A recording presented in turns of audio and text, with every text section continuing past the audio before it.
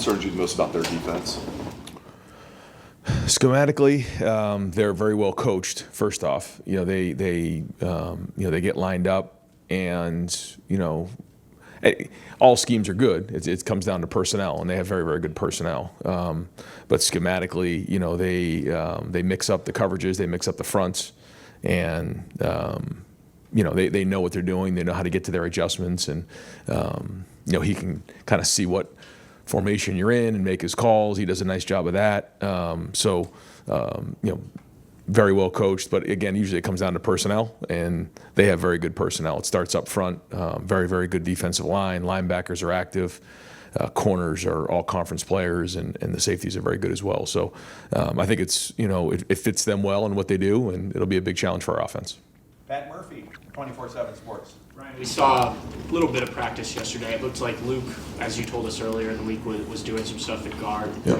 How much have you guys tinkered with things, or do you guys kind of have what you think you'll do Saturday set on the offensive line? Yeah, we're pretty much set going into practice today. So we have last day in pads. We'll take the pads off on Thursday. I felt like practice yesterday was excellent. I thought we had a bunch of energy in practice.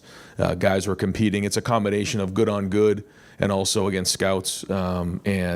There was just good energy at practice yesterday, being outside, and we'll do that again today.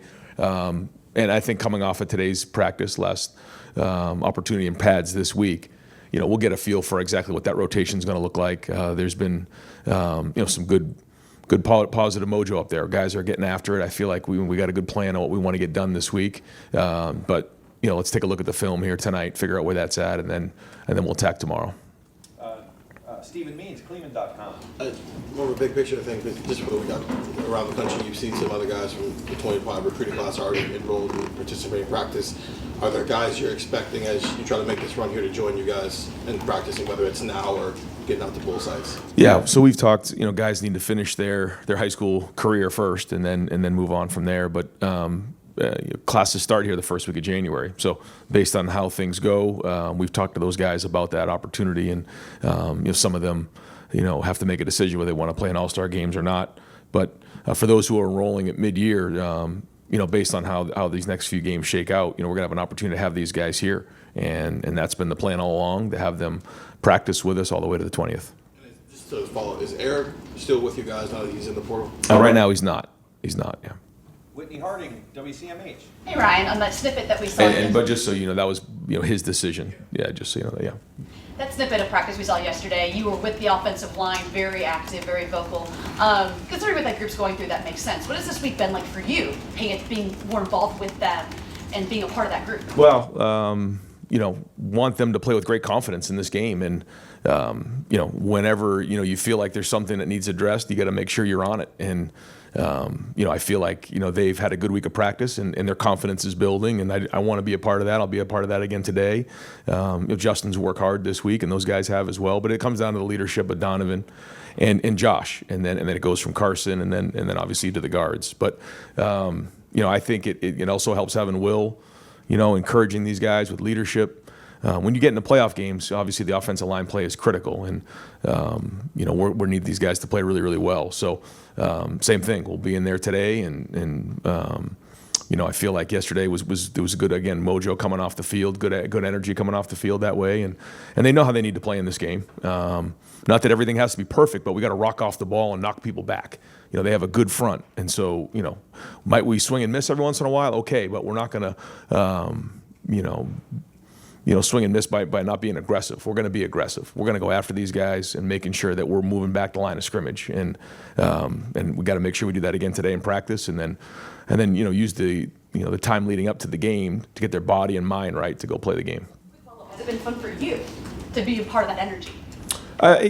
It's just part of coaching. You bounce around from different group and different room, and ultimately it's the jobs of the coaches to get them ready to go play really, really hard and do their job. But yeah, bouncing from room to room to help these guys understand what their job is in this game plan, and that's it. And I think we've done a good job of focusing on that, which is doing your job in this game plan, and just making sure that we're coaching the team and the players are playing, and that we keep the main thing.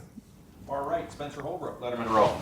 Yeah, Ryan, the running backs, what have you seen from them running behind this offensive line that you guys have been tinkering with that makes you think that you guys are going to be able to do some damage on it? Well, I think it's important for them to have their best game this year in this game, both Travion and Quinshawn. They have had a good season this year. They've done some really good things, but now we got to be at our best and we got to run downhill, and everybody's a part of that. Will's a part of that. The receivers are part of that. The tight ends, but obviously the offensive line and running backs are a critical part of that. So you've heard me say this before: 3-yard runs got to be 5-yard runs. We got to take care of the football. We got to get downhill, and then the first 4 yards are the most important. We got to get 4 yards every run, and then after that, that's up to them. They know that they want to play their best game. I think the preparation's been good. Got to continue to have a good one today, but there was some good energy yesterday. I think the runs fit well, and so we got to be creative on how we get them the ball as well. I think that's a big part of this game plan. You guys brought in Quinshawn because, first of all, he's a really good player, but also to keep Travion and Quinshawn both fresh for this. How have you seen that play out the way that you guys envisioned it from a carry standpoint, from a load management standpoint with those two as they head into now the next 4 games? They look fresh to me. They're flying around out there at practice. They look strong. It looks like they're seeking contact, which this time of the year is important, and they look fast. So, now we got to go do that on Saturday night and play that way. Dan Hope, Leavenworth. Ryan, have you guys made a decision at kicker? Are you guys going to stick with Jaden Fielding? Yeah, so, today in practice is our field goal day, so those guys will get out there and practice. We'll see how today goes.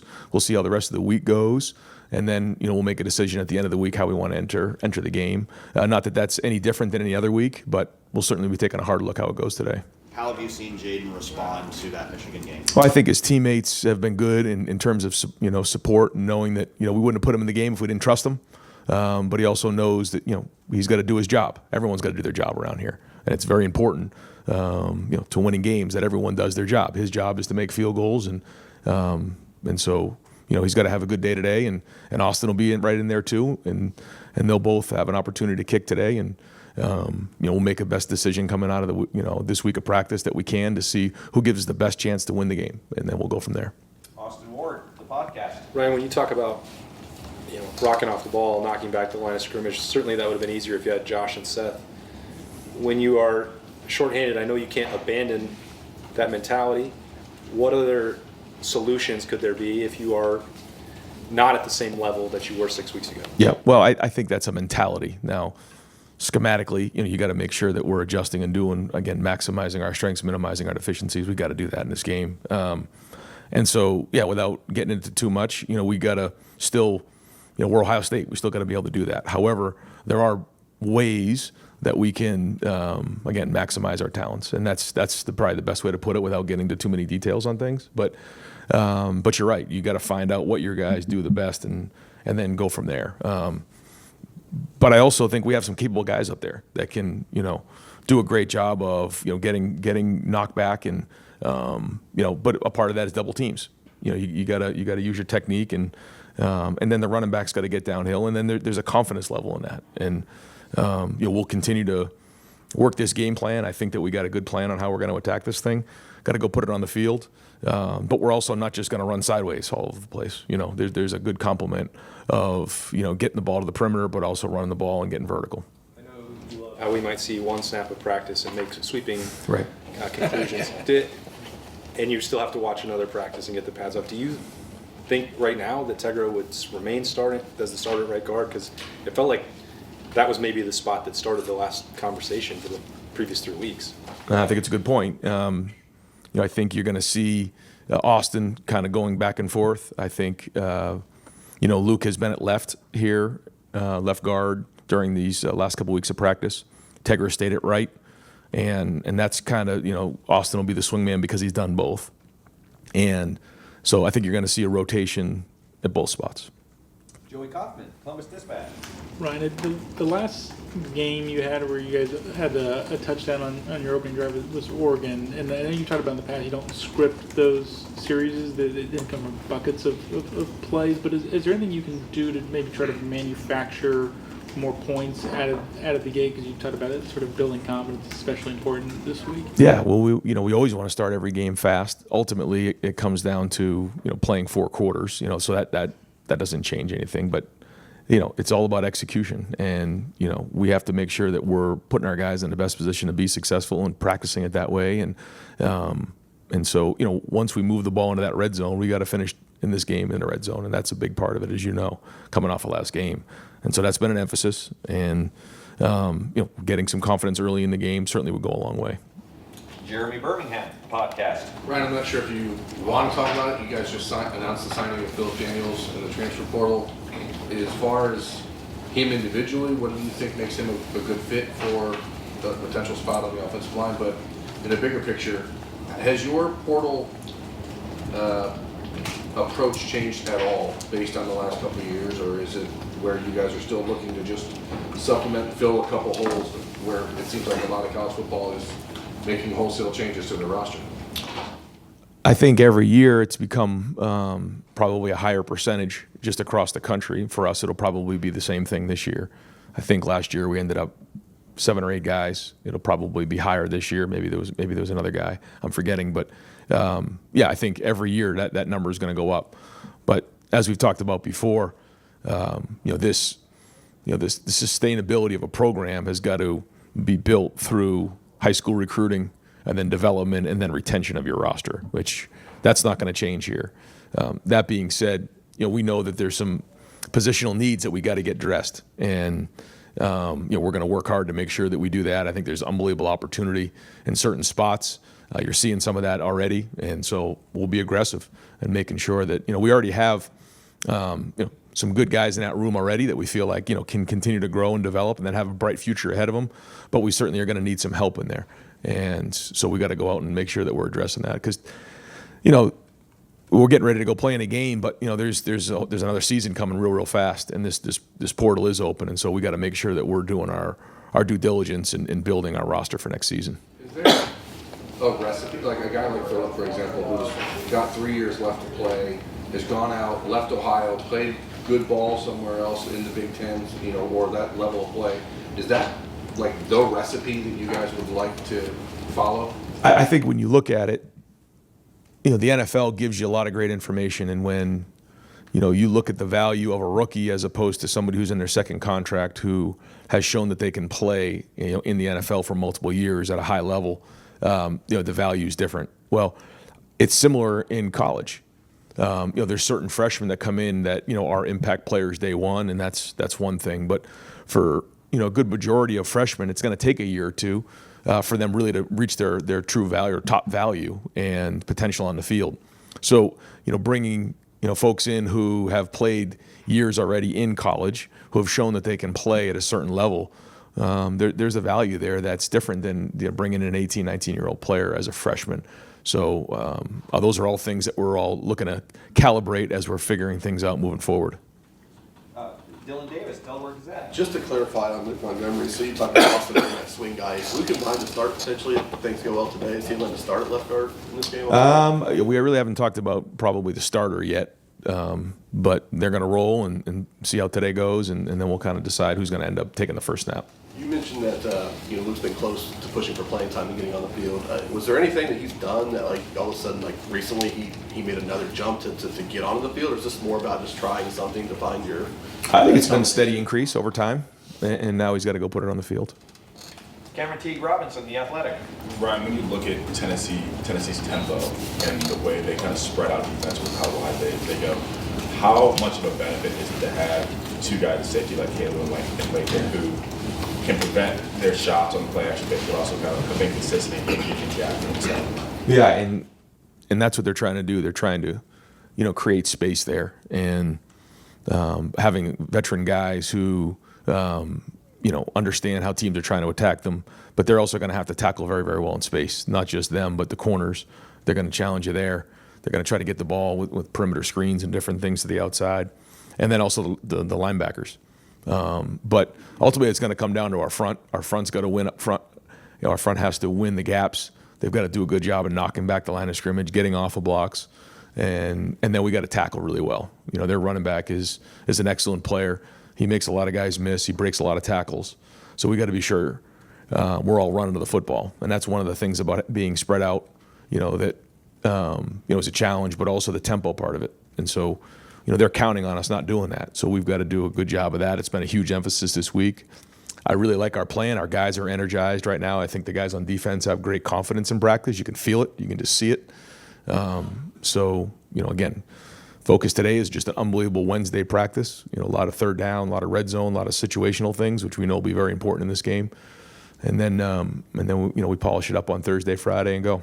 You guys have talked all offseason about needing the second team guys to be there for a playoff run like this. Yeah. With Tennessee's tempo, does this feel like a game where you're going to need Kate McDonald, Ed Houston, like all those those guys up front? Yep, we're going to need depth for that reason. Now, if you get 3 and outs, it certainly makes a big difference, when they can't continue to stay on the field and wear you down. So we know how important it is, that first play of a drive. They do a good job of that, in terms of how they scheme up the first play of a drive, because they know that first down is critically important to their success. So, 3 and outs will be critical in the game, and certainly will help with that as we're talking about it. Stefan Kreisnig, Cleveland.com. We heard yesterday Mecca kind of talk about, not just the players trying to improve for the Michigan game, but also kind of holding the coaches accountable as well. Just what has that dialogue kind of been? How the coaches kind of embrace maybe what the players are saying as well, as opposed to, one-way avenue? I think when you come off of, any loss, you want to identify the things that, went wrong, the things that obviously went well, but the things that went wrong. And then, everyone's got to take accountability. And, if we're going to move forward, there has to be accountability between the players and the coaches. And that's about trust. And there's been open dialogue there. We've had some really good meetings in those areas. And, you got to take accountability. Here's some things we got to do better. Here's adjustments we have to make based on what's going on.